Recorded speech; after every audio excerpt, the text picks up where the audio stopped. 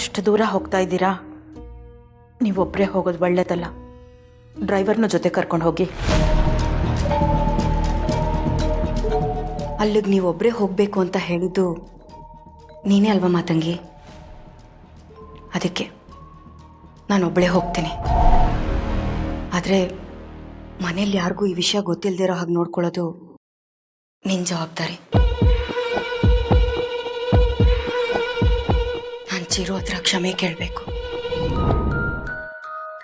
ಅಲ್ಲಿಂದ ಬಂದಮೇಲೆ ಯಾರು ಏನೇ ಪ್ರಶ್ನೆ ಮಾಡಿದ್ರು ಅದಕ್ಕೆ ನಾನು ಉತ್ತರ ಕೊಡ್ತೇನೆ.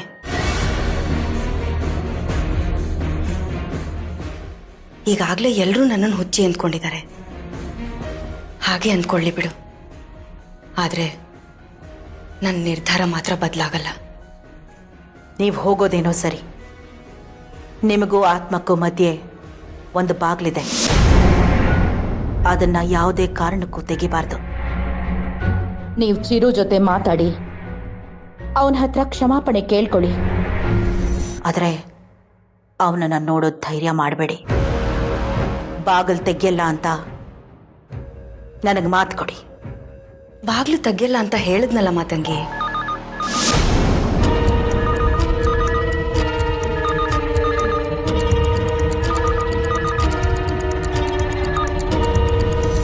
ಹಲೋ, ಗುರುಗಳು ಕೃಷ್ಣ ಪ್ರಸಾದ್ ಅವ್ರ ಹತ್ರ ಮಾತಾಡ್ಬೇಕಂತೆ. ಅವ್ರಿಗೆ ಸ್ವಲ್ಪ ಫೋನ್ ಕೊಡಿ. ಒಂದು ನಿಮಿಷ ಕೊಡ್ತೀನಿ. ಹಾ. ಮಾವ, ಮಠದಿಂದ ಫೋನ್ ಬಂದಿದೆ.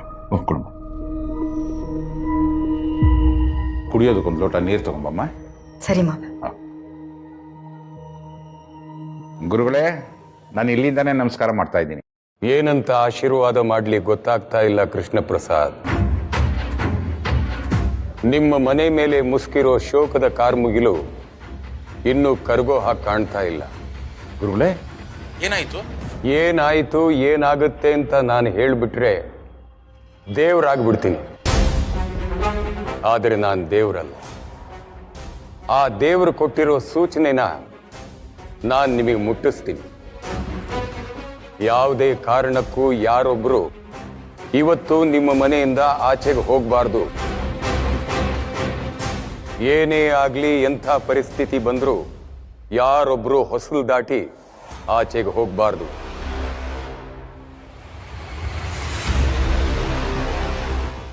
ಇದು ನಾನು ನಿಮಗೆ ಬುದ್ಧಿ ಮಾತು ಹೇಳ್ತಾ ಇದ್ದೀನಿ ಅಂತ ತಿಳ್ಕೊಬೇಡಿ, ಆಜ್ಞೆ ಮಾಡ್ತಾ ಇದ್ದೀನಿ ಅನ್ಕೊಳ್ಳಿ. ಗುರುಗಳೇ, ಅದೇನು ವಿಷಯ ಅಂತ ಹೇಳಿಬಿಟ್ರೆ ನನಗೂ ಆತಂಕ ಸ್ವಲ್ಪ ಕಡಿಮೆ ಆಗುತ್ತೆ. ಏನು ಬೇಕಾದರೂ ಆಗಬಹುದು. ಹೋಗಿರೋ ಆತ್ಮ ಇನ್ನೊಂದು ಜೀವನ ಕಿತ್ಕೊಳ್ಳೋ ಸಾಧ್ಯತೆ ಇದೆ.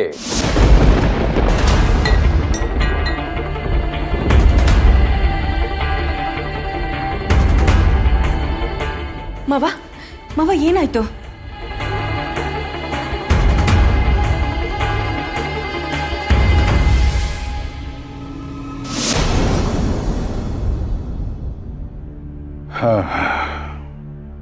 ಗುರುಗಳು ಯಾರು ಮನೆಯಿಂದ ಆಚೆ ಹೋಗಬೇಡಿ ಅಂತ ಹೇಳಿದ್ದಾರೆ ಅಂದರೆ ಅದಕ್ಕೇನೋ ಬಲವಾದ ಕಾರಣ ಇರಬೇಕು.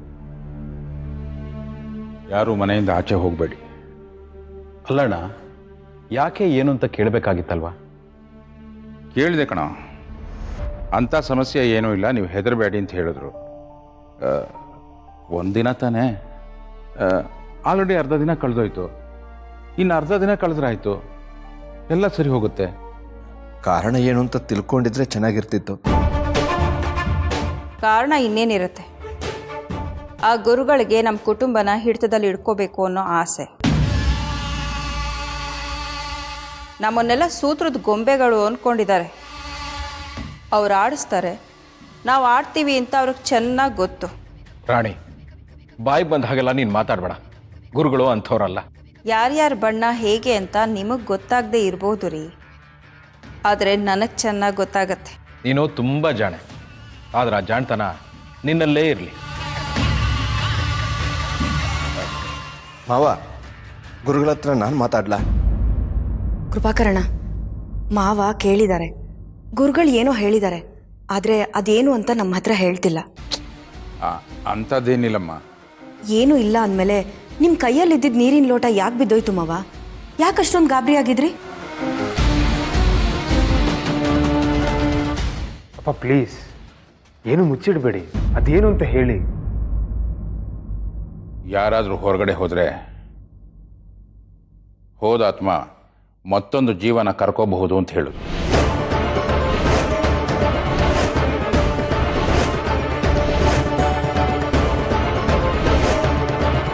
ನೀನು ನಡಿ.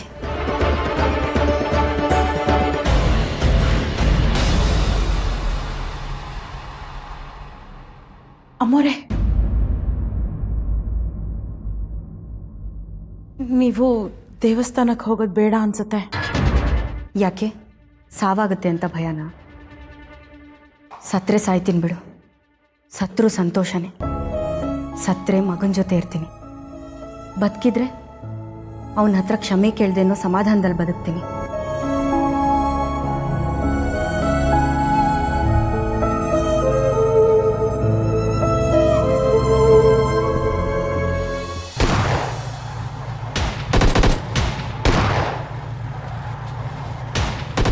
ಮತ್ತೆ ಆಟ ಆಡ್ತಾ ಇದೀಯಾ? ಸೌಂಡ್ ಕಮ್ಮಿ ಮಾಡೆ, ತಲೆ ತುಂಬ ಸಿಡಿತಾ ಇದೆ.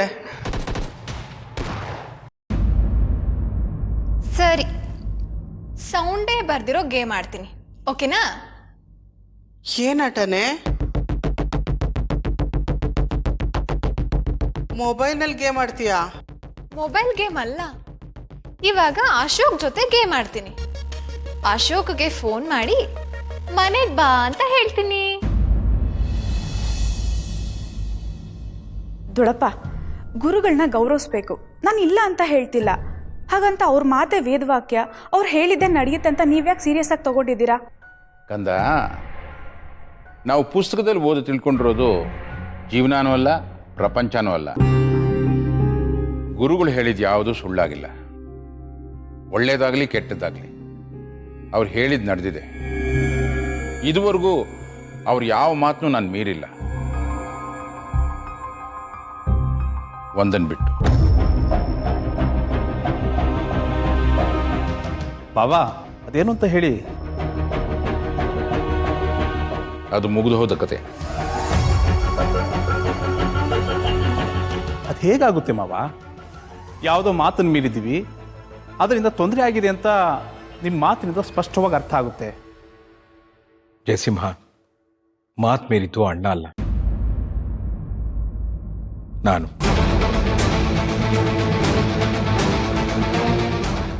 ಸಮಸ್ಯೆ ಆಗಿರೋದು ನನ್ನಿಂದ.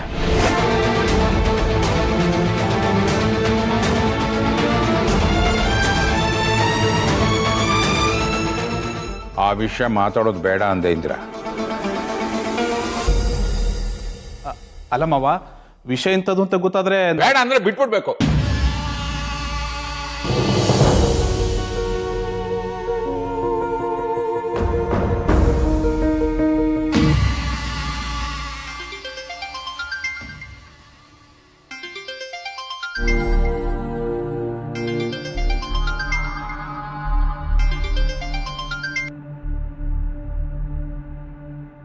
ಹಾ, ಹೇಳಿ ಸರ್. ಓ ಮೈ ಗಾಡ್, ನನ್ನ ಜೆಂಡರೇ ಚೇಂಜ್ ಮಾಡಿಬಿಟ್ಟಿಯಲ್ಲ. ನಾನು ಸರ್ ಅಲ್ಲ, ಡಾರ್ಲಿಂಗ್. ನಾನು ಮನೇಲಿದ್ದೀನಿ ಸರ್. ಏನಾದರೂ ವಿಷಯ ಆಯ್ತಾ? ವಿಷಯ ಇಲ್ಲದೆ ನಾನು ಯಾವತ್ತಾದ್ರೂ ಫೋನ್ ಮಾಡಿದ್ದೀನ? ನಿನ್ನ ನೋಡಬೇಕು ಅಂತ ನಂಗೆ ತುಂಬ ಆಸೆ ಆಗ್ತಿತ್ತು. ಓಕೆ ಸರ್, ನಾನು ಆಮೇಲೆ ಮಾಡ್ತೀನಿ, ಸ್ವಲ್ಪ ಬ್ಯುಸಿ ಇದ್ದೀನಿ. ನೋ, ನಾನು ಈಗಲೇ ಮಾತಾಡಬೇಕು. ಫೋನಲ್ಲ, face to face.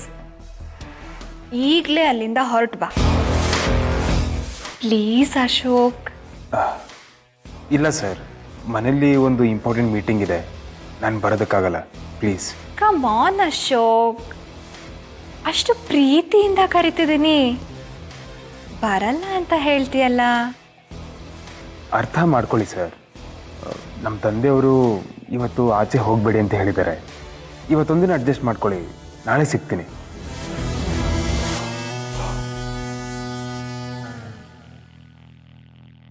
ಏನಾಯ್ತೆ? Call cut ಮಾಡದ್ನಾ? Cut ಮಾಡಿದ್ರೆ ನಾನು ಬಿಟ್ಬಿಡ್ತೀನ. ನಮ್ದು ಕಟ್ ಮಾಡುವಂಥ ಕಾಂಟ್ಯಾಕ್ಟ್ ಅಲ್ಲ. ಏ ರಾಣಿ, ಗಂಡ ಹೆಂಡತಿ ಮಧ್ಯೆ ಯಾವ ಗುಟ್ಟು ಇರಬಾರ್ದು ಅಂತ ಹೇಳ್ತಾರಲ್ವಾ? ಆದರೆ ನೀವ್ಯಾಕೆ ಇಷ್ಟು ವರ್ಷ ನನ್ನ ಹತ್ರ ಈ ವಿಷಯ ಮುಚ್ಚಿಟ್ರಿ? ನಾನು ಯಾವ ವಿಷಯನ ಮುಚ್ಚಿಟ್ಟಿದ್ದೀನಿ? ದೊಡ್ಡ ಗುರುಗಳು ಹೇಳಿದ್ರು ನಾವು ಅವ್ರ ಮಾತು ಕೇಳಲಿಲ್ಲ. ತಪ್ಪು ಮಾಡಿದ್ವಿ ಅಂತ ಅಣ್ಣ ತಮ್ಮದಿರಿಬ್ರು ಮಾತಾಡ್ಕೋತಿದ್ರಲ್ಲ, ಯಾವ ವಿಷಯ ಅದು? ಅದೇನು ಅಂತ ನಿನಗೆ ಚೆನ್ನಾಗಿ ಗೊತ್ತು, ಮತ್ತೆ ಯಾಕೆ ಕೇಳ್ತಿದ್ಯಾ? ಅಂದ್ರೆ ದೊಡ್ಡ ಗುರುಗಳು ನನ್ನನ್ನ ಮದ್ವೆ ಮಾಡ್ಕೋಬೇಡ, ನಾನು ಈ ಮನೆಗೆ ಸರಿಯಾದ ಸೊಸೆ ಅಲ್ಲ ಅಂತ ಹೇಳಿದ್ರಲ್ಲ, ಆ ವಿಷಯನ ಅದು? ಹೌದು ಕಣೆ. ಅಂದ್ರೆ ಏನ್ ನಿಮ್ ಮಾತಿನ ಅರ್ಥ? ನಿನ್ನ ಮನಸ್ಸಲ್ಲಿ ಏನಿದೆ ಅನ್ನೋದನ್ನ ನೀನೇ ನೋಡ್ಕೊ, ಎಲ್ಲ ಅರ್ಥ ಆಗುತ್ತೆ. ನಾನು ನಿಜವಾಗ್ಲೂ ನೀನು ನನ್ನನ್ನು ಪ್ರೀತಿಸ್ತಾ ಇದೆಯಾ ಅಂತಲೇ ಅಂದ್ಕೊಂಡಿದ್ದೆ. ಆದರೆ ಇತ್ತೀಚೆಗೆ ಗೊತ್ತಾಗ್ತಿದೆ ನೀನು ಇಷ್ಟಪಟ್ಟಿದ್ದು ಪ್ರೀತಿಸಿದ್ದು ನನ್ನನ್ನಲ್ಲ, ನಮ್ಮ ಅಣ್ಣನ ಆಸ್ತಿನ ಅಂತ.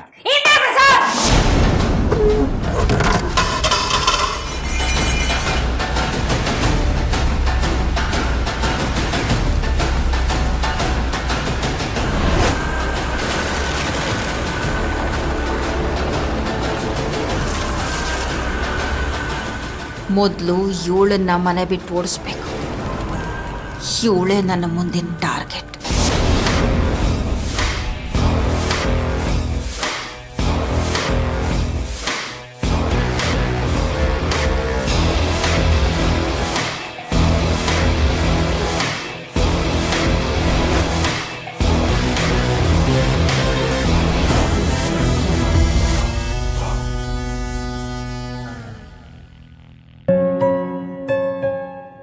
ನಾನು ನಿನ್ನ ಹತ್ರ ಬರ್ತಿದ್ದೀನಿ ಮಗನೇ.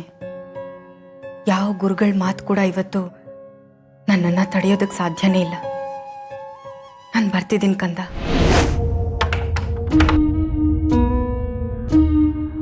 ಏನಾಯ್ತು ಮಾತಂಗಿ? ಏನಾದರೂ ಆಗಲಿ ಅಮ್ಮೋರೆ, ಇವತ್ತು ನಾನು ನಿಮ್ಮನ್ನು ಹೋಗೋಕೆ ಬಿಡಲ್ಲ. ಯಾಕೆ ಮಾತಂಗಿ, ನಿನ್ಗೇನಾಗಿದೆ? ಯಾಕೆ ಹೀಗೆ ಮಾಡ್ತಿದ್ಯಾ? ನಾನು ಹೋಗಬೇಕು, ಜಾಗ ಬಿಡು. ನೀವು ಹೊರಗಡೆ ಹೋಗೋದ್ರಿಂದ ಏನಾದರೂ ಅಪಾಯ ಕಾದಿರಬಹುದು, ದಯವಿಟ್ಟು ಬೇಡ. ಮೊದಲು ಹೋಗಿ ಕಾರ್ಕಿ ತಗೊಂಡ್ ಬಾ. ಇವತ್ತೊಂದು ದಿನ ಬಿಟ್ಬಿಡಿ, ಮುಂದೆ ಇನ್ನೊಂದು ದಿನ ನೋಡಿದ್ರಾಯ್ತು.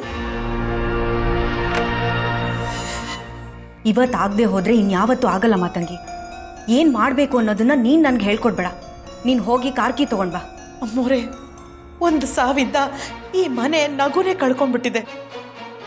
ಇನ್ನೇನಾದರೂ ಆದರೆ ಶಾಶ್ವತವಾಗಿ ಈ ಮನೆ ನೆಮ್ಮದಿನೇ ಕಳ್ಕೊಂಡ್ಬಿಡುತ್ತೆ. ಮಾತಂಗಿ, ಸುಮ್ಮನೆ ನನ್ನನ್ನು ಕೆಟ್ಟೋಳ್ನಾಗಿ ಮಾಡಬೇಡ. ಚಿರು ಜೊತೆ ಮಾತಾಡೋದಕ್ಕೆ ನನ್ನ ಪ್ರಾಣ ಒತ್ತೆ ಇಡಬೇಕು ಅನ್ನೋದಾದರೂ ನಾನು ಹಿಂಜರಿಯಲ್ಲ. ನಾನು ಸಂತೋಷವಾಗಿ ನನ್ನ ಜೀವನ ಕೊಡ್ತೀನಿ. ಇವತ್ತು ನಾನು ಹೋಗೋದನ್ನ ಯಾರಿಂದನೂ ತಡೆಯೋದಕ್ಕಾಗಲ್ಲ. ಆದರೆ ಹೇಗೆ ಹೋಗ್ತೀರಾ ನೀವು? ಕೆಳಗಡೆ ಹಾಲ್ನಲ್ಲಿ ಎಲ್ಲರೂ ಇದ್ದಾರೆ. ಅದ್ರ ಚಿಂತೆ ನಿನಗೆ ಬೇಡ. ಹೇಗೆ ಹೋಗಬೇಕು ಅನ್ನೋದು ನನಗೆ ಗೊತ್ತಿದೆ. ನೀನು ಹೋಗಿ ಕಾರ್ಕಿ ತಗೊಂಡ್ ಬಾ. ಒಂದ್ಸರಿ ಹೇಳಿದ್ರೆ ನಿಂಗೆ ಅರ್ಥ ಆಗಲ್ವಾ? ಹೋಗು.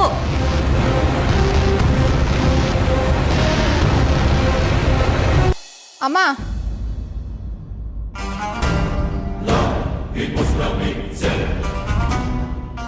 ಅರೆ ಎಲ್ಲಿಗೆ ಹೋಗ್ತಾ ಇದೀಯಾ? ಅಶೋಕ್ ನನ್ನ ಕಾಲ್ನೇ ಕಟ್ ಮಾಡ್ತಾನೆ. ಮನೆಗೆ ಬಾ ಅಂದ್ರೂ ಬರಲ್ಲ ಅಂತಾನೆ.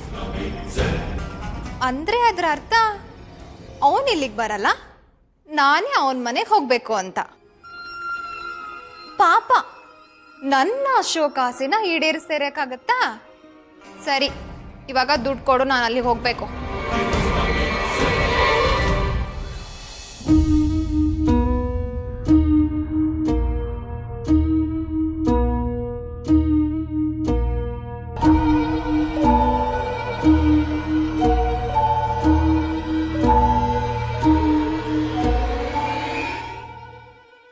ಅಮ್ಮೋರೆ, ದಯವಿಟ್ಟು ಇನ್ನೊಂದ್ಸಲಿ ಯೋಚನೆ ಮಾಡಿ. ನೀನು ಎಷ್ಟು ಸರಿ ಹೇಳಿದ್ರು ಅಷ್ಟೇ.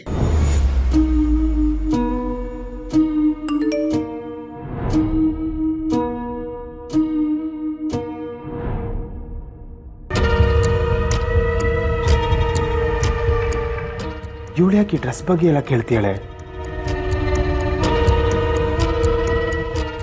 ಇವಳು ಯಾವ ಟೈಮಲ್ಲಿ ಏನು ಮಾಡ್ತಾಳೆ ಅಂತಲೇ ಹೇಳೋಕ್ಕಾಗಲ್ಲ. ಅಪ್ಪ ಅಮ್ಮನ ಬಗ್ಗೆ ಎಲ್ಲ ಕೇಳ್ತಿದ್ದಾಳೆ. ಏನು ಮಾಡಕ್ಕೆ ಹೊರಟಿಯಲ್ಲ ಇವಳು?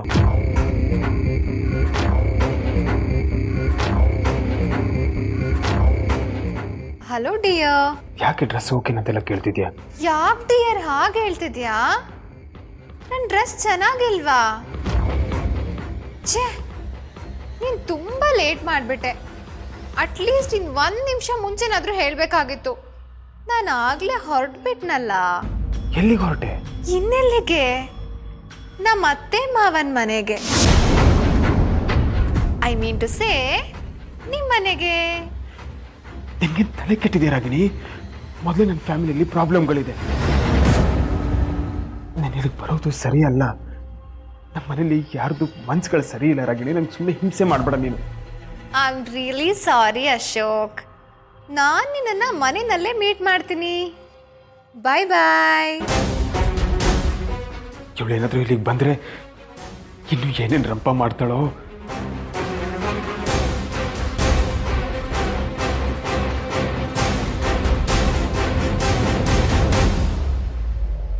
ಅಪ್ಪ, ಎಲ್ರಿಗೂ ಸ್ಯಾಲ್ರಿ ಮಾಡಬೇಕಿತ್ತು. ಫ್ಯಾಕ್ಟ್ರಿ ಕಡೆ ಹೋಗಿ ಬರ್ತೀನಿ. ಯಾಕೋ? ಯಾರು ಮನೆಯಿಂದ ಆಚೆ ಹೋಗ್ಬಾರ್ದು ಅಂತ ಹೇಳಿದ್ದು ಗೊತ್ತಾಗ್ಲಿಲ್ವಾ ನಿಂಗೆ? ಅಪ್ಪ, ಸಂಬಳ ಕೊಡಬೇಕಿತ್ತಲ್ಲ. ಏಯ್, ಒಂದಿನ ಸಂಬಳ ತಡ ಆದ್ರೆ ಯಾರು ಪ್ರಶ್ನೆ ಮಾಡೋದಿಲ್ಲ, ಏನು ತೊಂದರೆ ಇಲ್ಲ. ನಾಳೆ ಸಂಬಳ ಕೊಟ್ರೆ ಆಯ್ತು. ಮಾವ, ನೀವು ಒಪ್ಪಿಗೆ ಕೊಟ್ಟರೆ ನಾನು ಹೋಗಿ ಪೇಮೆಂಟ್ ಮಾಡಿ ಬರ್ತೀನಿ. ಒಬ್ಬೊಬ್ಬರನ್ನು ಸಪ್ರೇಟ್ ಆಗಿ ಕರೆದು ನೀವು ಹೋಗಬೇಡಿ ಅಂತ ಹೇಳ್ಬೇಕಾ? ಒಬ್ರಿಗೆ ಹೇಳಿದ್ರೆ ಎಲ್ರಿಗೂ ಅರ್ಥ ಆಗೋದಿಲ್ವಾ? ಇದೇನು ಅಳಿ ಅಂದ್ರೆ, ನೀವು ನಮ್ಮ ಕುಟುಂಬನೇ ಅಲ್ವಾ? ಅಕ್ಕ, ಕೃಪಾಕರ್ ಹೇಳಿದ್ರಲ್ಲಿ ತಪ್ಪೇನಿದೆ? ನೀವು ಅವ್ರ ಮಾತನ್ನ ಸರಿಯಾಗಿ ಅರ್ಥನೇ ಮಾಡ್ಕೊಳ್ಳಿಲ್ಲ. ಕೃಪಾಕರ್ ಏನೋ ನಮ್ಮ ಫ್ಯಾಮಿಲಿಯವ್ರಲ್ವಲ್ಲ?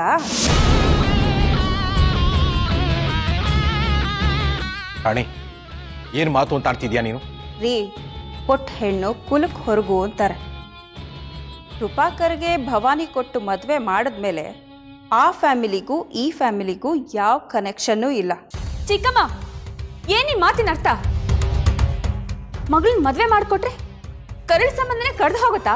ಭವಾನಿ, ಯಾಕೆ ಇಷ್ಟೊಂದು ಹೈಪರ್ ಆಗ್ತಿದ್ಯಾ? ಕುಟುಂಬದಲ್ಲಿ ಯಾರ್ಯಾರಿದ್ದಾರೆ, ಎಷ್ಟು ಜನ ಇದ್ದಾರೆ, ಯಾರ್ಯಾರು ಕುಟುಂಬಕ್ಕೆ ಸಂಬಂಧ ಪಟ್ಟಿದ್ದಾರೆ ಅನ್ನೋದನ್ನ ನಾನು ಹೇಳ್ತಾ ಇದ್ದೀನಷ್ಟೇ. ನೀವು ಹೊರಗಡೆಯಿಂದ ಬಂದವರು. ಅಪ್ಪ, ಏನಪ್ಪ ನೀವು? ಚಿಕ್ಕಮ್ಮ ಅಷ್ಟೆಲ್ಲ ಮಾತಾಡ್ತಿದ್ದಾರೆ, ಕೇಳಿಸ್ಕೊಂಡು ಸುಮ್ಮನೆ ಕೂತಿದ್ದೀರಲ್ಲ. ಓಹೋ, ದೊಡ್ಡವ್ರ ಮೇಲೆ ಮಾತಾಡೋ ಅಷ್ಟು ನಾಲ್ಗೆ ಉದ್ದ ಆಗಿದೆಯಾ ನಿನಗೆ? ಮಾತಾಡು. ಅದೇನು ಮಾತಾಡ್ತೀಯೋ ನಾನು ಕೇಳ್ತೀನಿ. ಅಮ್ಮ ಪ್ಲೀಸ್ ಸ್ಟಾಪ್ ಮಾಡು. ಬಾಯಿಗೆ ಬಂದಂಗೆಲ್ಲ ಮಾತಾಡಬೇಡ. ಭವಾನಿ ಅಕ್ಕ ಈ ಮನೆ ಮಗಳಲ್ಲ ಅಂದಮೇಲೆ ನಾನು ಈ ಮನೆ ಮಗಳಲ್ಲ.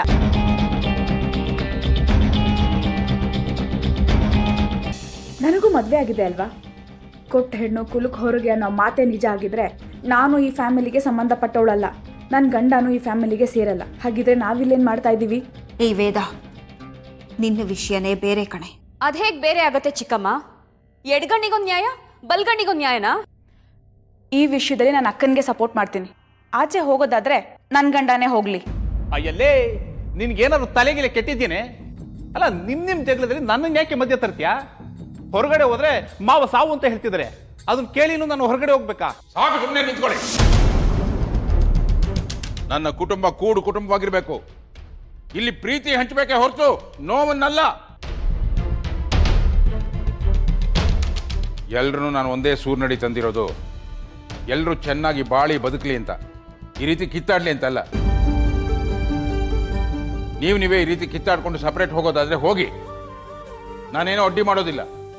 ಆದ್ರೆ ಅದು ನಾನು ಸತ್ತ ಮೇಲೆ ನಡಿಬೇಕಷ್ಟೇ.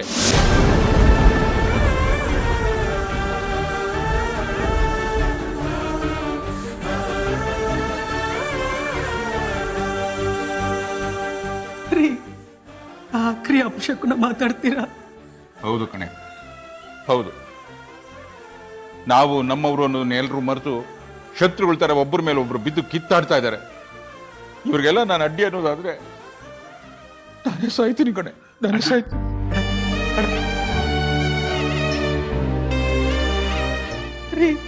ನಿಂತ್ಕೊಳ್ರಿ.